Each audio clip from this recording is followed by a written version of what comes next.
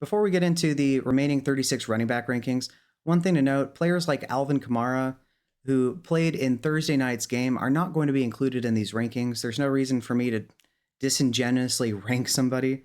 And then players on bye obviously aren't going to be here. I've been seeing comments from time to time when somebody played on Thursday or if they were on bye, and it's like, why didn't you put this guy in here? That's the reason why. I didn't forget Kamara exists or Javonte Williams. Anyways, getting from running backs that I think are probably low-end RB3s to potentially high-end RB3s, we have Zach Charbonnet, Bucky Irving, Tyler Algier, Trey Sermon, Zach Moss, Nick Chubb, Alexander Madison, and Tyrone Tracy. Zach Charbonnet is playing against Atlanta this week. I think he gets a couple extra looks in the passing game, and so I think that raises his floor. It's just with Walker playing, I don't really think there's a massive ceiling. Although he is a decent touchdown threat, I think that Walker is going to end up getting the touchdown on this one. We have Bucky Irving playing against Baltimore. With the emergence of Sean Tucker and the return of Rachaad White, most likely, it's looking as though it's going to be a three-headed monster backfield that hurts everybody involved. I still think he gets a couple grabs here because it should be a QB duel between Baker and Lamar, but I just don't think the ceiling is going to be there as long as it's a three-way committee. Then we have Tyler Algier playing against Seattle. He had a fantastic game this past week. He did see a lot more usage than he has in general, but he's been quite efficient. I think he continues to be efficient. I just don't think we have a massive game like we did last week. Trey Sermon is playing against Miami. It is a plus matchup. I think A-Rich is going to be stealing the rushing touchdown on this one. And then I also don't think that Trey Sermon is very good, particularly. He couldn't make it on San Francisco, which it's pretty hard to not be very good in Shanahan's scheme. He's been very inefficient, and I think that continues, but I think due to getting a couple receptions, he's still going to have a decent floor. It's just until he looks better, it's hard to project him to be very high in any rankings. And JT will be coming back, so he probably won't be in the future either. Zach Moss is playing against Cleveland. It looked as though at first he was going to be potentially a featured back to, at worst, the better half of a timeshare. But in recent weeks, things have trended downwards for him. I think that continues. It's not an easy matchup against Cleveland, but I think that they're going to be winning, and so I think he gets a good amount of volume. I just don't think we have anywhere close to what we saw in the first couple of weeks for the rest of the season for Zach Moss. Nick Chubb is playing against Cincinnati. I don't think he sees a full workload, and so I'm not going to have him projected for an RB2 finish like I might if he looks good from his return and gets the usage. But I think he gets a couple chunk gains in this one as well as a few receptions. And so I think that he isn't the safest play, but there is upside because if he returns to form, we know that he's really, really good. Then we have Alexander Madison playing against the Rams. I do think that he's the best bet out of the Raiders' backfield. It's not the worst matchup, but the offense is just not very good in general. And so I do think he gets the most usage. I just don't think he has a particularly awesome game in this one. Tyrone Tracy is playing against Philly. Devin Singletary's back, so I think that's going to be somewhere around a 50-50 timeshare, potentially with Singletary receiving more because he's being paid. And Tyrone Tracy wasn't very efficient on the ground last week. It wasn't an easy matchup, but this one isn't either. I think he gets a couple grabs because they'll probably be losing to the Eagles. And so I think he's a safe flex play, but I don't think we see anything remotely close to what we saw the previous 2 weeks from him. Running backs that I think are pretty close to high-end RB3s, but probably won't finish too much higher in my opinion, are Rachaad White, Devin Singletary, Raheem Mostert, and D'Ernest Johnson. Rachaad White, it is Baltimore. I think he's the best option out of this backfield in terms of I think he's going to see the biggest role. But I think with it being a three-way committee that I wouldn't feel comfortable starting him even as an RB2 preferably. He'd hopefully be your flex play, but we'll have to see how the splits work out. It's also just not a good matchup. Singletary, just like with Tyrone Tracy, it's a poor matchup. I think they'll be losing, so I think he gets some work in the receiving game. I think he's probably, if anything, on the better end of a 50% timeshare, but it may be 50-50. We'll have to check that out. Raheem Mostert is playing against Indianapolis. We are seeing the return of Devon Achane, and so I think that lowers him down, and then it removes Jalen Wright from really consideration in the flex even. And so I think that he has a pretty solid game overall in terms of efficiency, but I don't think he scores. And so I think he's just a solid flex play at this point. D'Ernest Johnson is playing New England. I do project ETN to miss this game. If ETN returns, D'Ernest Johnson isn't even remotely close to this in the rankings. Bigsby would be lower down as well. But I think that he gets a couple grabs in this one. I do think that they are able to run the ball a lot more this week than they were last week. I don't think New England's going to blow them out or anything. But I do think that he's a very safe floor option. I just would be shocked if he has a blow up week. Running backs that I think are probably mid to low end RB2s are Austin Eckler, Tank Bigsby, Najee Harris, Isaac Guerrero, Chase Brown, Kareem Hunt, and Ramondre Stevenson. Austin Eckler, I think, is a very safe play. I don't think we see a ton of upside. I think that Brian Robinson has a fantastic day, but I think that Eckler is going to be quite efficient in his own right, and I think he gets a couple grabs, giving him a very safe floor. It's just that with him no longer being utilized anywhere remotely close to a featured back on the ground, that just inhibits his upside. Tank Bigsby, this is with ETN missing the game. If ETN plays, Bigsby would probably be in the back half of RB3 territory, and ETN would probably be a little bit north of where he is here. But I think that he's a pretty good play if ETN misses this game. I don't expect New England to be blowing out the Jags, and so I think they can get more volume on the ground. He's looked really good, and with it being a plus matchup, there's a good chance he's really efficient, as well as potential for a touchdown. I don't have him scoring one, but if he does, he'll finish much higher than this. Najee is playing the Jets. Terrible matchup. Russell Wilson is starting. That's going to make it infinitely harder for him to run the ball because there's no threat of the QB run anymore. Whether or not Russell Wilson is a better quarterback than Justin Fields, that you can debate that. But in terms of for Najee Harris, I don't think that helps him because, once again, there's no threat of the QB run now. So that makes it a lot easier, in my opinion, for them to clue in on Harris. Plus, he's playing the Jets. So I think he's a low-end RB2, but I would feel a lot more comfy if he was in my flex. Then we have Isaac Guerrero. This projection is with Jordan Mason missing this game. If Mason plays, Mason's going to be higher on this list, and Guerrero won't be on here at all. There is a chance he plays, but I don't think he will in this one. And so I think Guerrero has a ton of upside, but we saw that he was very inefficient, which was partially due to blocking for a good majority of his runs until he had that 71, yard run. And so he ended up with an awesome stat line overall. And so I think he has a couple chunk gains, but I just don't think we have a massive game overall in what is a tough matchup. Chase Brown is playing against Cleveland. I think he gets a good amount of volume. It's just not a great matchup particularly. I think that they're probably going to be playing backups a good portion of this game. I don't see any way Cleveland keeps this close. And so I think he gets most of his production in the first half, and so I think he's safe, but I don't think he's going to have a massive game this week. Then we have Kareem Hunt against San Francisco.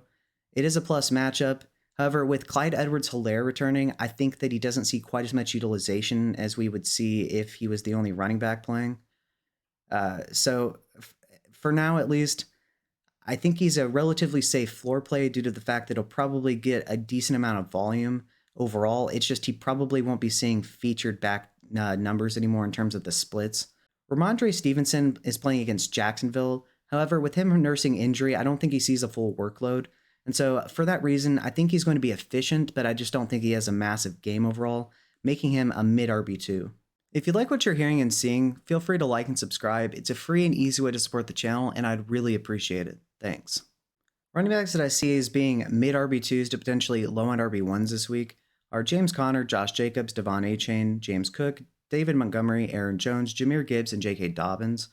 James Conner was very inefficient last week. It's a very tough matchup against the Chargers. I think that continues. I think his total output is booned by the fact that he gets a couple grabs in this one. I think it's going to be another tough day at the office for him. Josh Jacobs is playing Houston this week. Middle of the road matchup for him. He's also been quite inefficient the past 2 weeks at the least. I think that continues. I really want to see more from him. Before the season, I thought he was going to be very good for us in fantasy. He's been all right. It's really, in my opinion, mostly due to the lack of touchdowns. But I think brighter days are ahead for him in easier matchups. I just don't think this is the best game for him, even though it should be a decently high-scoring game overall. Devon Achane is playing the Colts. I think he's going to be pretty efficient due to the matchup. And I think Tua is allegedly going to return in Week 8. As soon as that happens, Achane is vaulting right back up to RB1 territory because the offense as a whole will be scoring a lot of points. And without Tua, the offense has really floundered basically every week. And so I do think that once again, he has a better week than most because of the matchup, but I don't think the ceiling is going to be anywhere remotely close to what it usually will be due to the lack of a credible passing game. James Cook is playing against the Titans. It's a terrible matchup. I think that he's going to be boosted by the fact that he's a good pass catcher. I just don't think the rushing efficiency is going to be there. And for that reason, I don't think he has a massive game overall. They also probably won't need to give him a full workload per se because there's basically no way the Titans are even close in this one. David Montgomery is playing the Minnesota Vikings this week. He scored a touchdown, I believe, in every single game so far, but if not, all but one. I think he does score a touchdown in this one. I just don't think the rushing efficiency is going to be there for him in what is a very tough matchup. Still a very safe RB2, though, and an absolutely fabulous flex play. Aaron Jones is playing the Lions this week. I do think he plays. I do think he sees a couple receptions in this one, which raises his floor. It's just, even without Aiden Hutchinson, I do think it's a tough matchup to run through their interior. And so I don't think he has a massive ceiling game, but I still think he's a solid RB2 for us. Jahmyr Gibbs is playing against Minnesota. Just like with David Montgomery, I don't think we're going to see nearly the levels of efficiency that we normally see from him in this one, but I do think he sees a good amount of passing down work. And so I think due to the receptions, he's going to have a very safe floor. I just don't think this is a ceiling game for him either. Then we have J.K. Dobbins against the Cardinals. In plus matchups and in at least 3 weeks now, he's been an awesome running back for us. I think that continues in this week against the Cardinals. It's a fantastic matchup. They're going to run the ball early and often. And so I think due to a very good amount of volume and efficiency, he's a fantastic play this week. Running backs that I think are safe top 10 options, but I don't think are real threats to be the RB1 overall, are Tony Pollard, Chuba Hubbard, Brian Robinson, and Bijan Robinson. Tony Pollard is playing against Buffalo. They are, if not the worst, one of the worst rush defenses in the entire NFL. And so I think he's very efficient, and I do think he scores their only touchdown of the week this week. Chuba Hubbard has been awesome as well. I believe he's a top 5 back in PPR. I think his string of very impressive games continues. I don't think he has a top 5 week, but it's a plus matchup against Washington. He's been getting a good amount of receiving usage as well while being efficient on the ground. And so I think he's a very strong play this week. Then we have Brian Robinson, who's matched up against Carolina. Their run defense is atrocious. I think he has at least 1 touchdown this game. I have him projected for 1, but he could finish higher if he happens to have 2. I think they're going to run early and often, and I think he and Jaden Daniels are going to spearhead a very potent rushing attack. Then we have Bijan Robinson playing against Seattle. It isn't the easiest matchup, but I think he's going to be quite efficient. I think he's going to get quite a few receptions in this one, and I do think he scores another touchdown. Running backs that I think are serious threats to be the RB1 overall this week, and I think are lock and loaded RB1s, are Kenneth Walker, Joe Mixon, Saquon Barkley, Breece Hall, Derrick Henry, and Kyren Williams. Kenneth Walker is playing against the Falcons this week. Even when Kenneth Walker hasn't been efficient on the ground, they've just decided to feature him in the passing game as an extension of the run game, and so that's been awesome for his floor. I think we have more of a ceiling game in this one. I do think he scores a touchdown. I don't think he's going to be extremely efficient on the ground, but I think he's going to be utilized in the passing game, and with that touchdown, that's going to make him an RB1 this week. Then we have Joe Mixon playing against Green Bay. He's been awesome in the 2 weeks that he's made it through the entirety of a game so far, and so it's pretty tough to have him outside of your top 10 in general. And so I think he has another good, efficient game here. I don't think we see quite the game that we saw last week. That it would be impressive, and if he is able to consistently, has the potential to be a top 3 weekly start at running back. And so that'll be interesting to check out this week. Saquon Barkley is playing against his old team this week. It's a very tough matchup, but I do think they're going to make an active effort to get him involved, and I do think he scores in this one. Yeah, they're going to do everything they can to make him have a good game. Breece Hall is playing against the Pittsburgh Steelers this week. It was nice, if you're an owner, to see that he was more featured once they demoted Hackett. If Aaron Rodgers didn't need somebody to control, he would not be an OC. But more importantly, it was good to see that he was featured and he was quite efficient immediately after the coaching change, even if it was against Buffalo. But anyways, he's a fantastic start this week, and I think he's heavily featured in the passing game because I think they're going to try to get the ball out of Rodgers' hands as quickly as possible to avoid TJ Watt destroying their offensive line. And so I do think that helps him. Then we have Derrick Henry against Tampa Bay. He has been crazy this year. I believe he has 8 touchdowns in 6 weeks of play so far. Uh, yeah. Before the season, I said he was my dark horse candidate to be the RB1.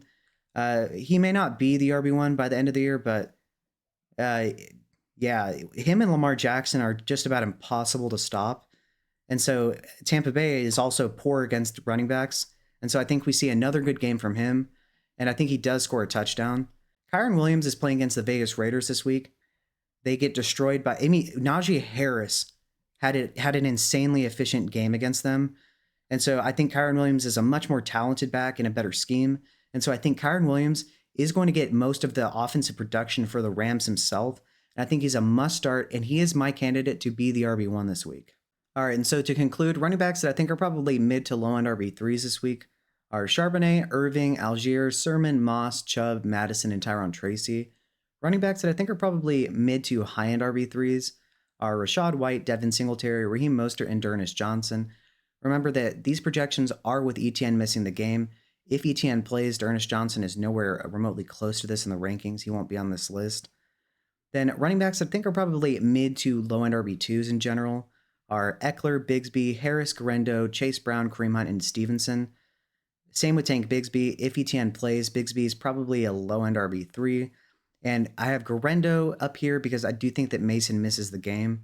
If Mason plays, Garendo's not on this list either. And then running backs that I think are probably mid RB2s to potentially low end RB1s are James Conner, Josh Jacobs, Devon Achane, James Cook, David Montgomery, Aaron Jones, Jahmyr Gibbs, and J.K. Dobbins. Running backs that I think are top 10 options but aren't threats to be the RB1 overall this week are Tony Pollard, Chuba Hubbard, Brian Robinson, and Bijan Robinson. And then locked and loaded RB1s that I think are serious candidates to be the RB1 overall this week are Kenneth Walker, Joe Mixon, Saquon Barkley, Breece Hall, Derrick Henry, and Kyron Williams. All right, so remember that Kamara and other Thursday night game players won't be in these rankings, as well as people on bye. With that being said, who do I have too high? Who do I have too low? Am I missing somebody entirely from this list that should be on here? Let me know below in the comment section and let me know why. With that being said, if you like what you've seen and heard, feel free to like and subscribe. It's a free and easy way to support the channel, and I'd really appreciate it. Thanks.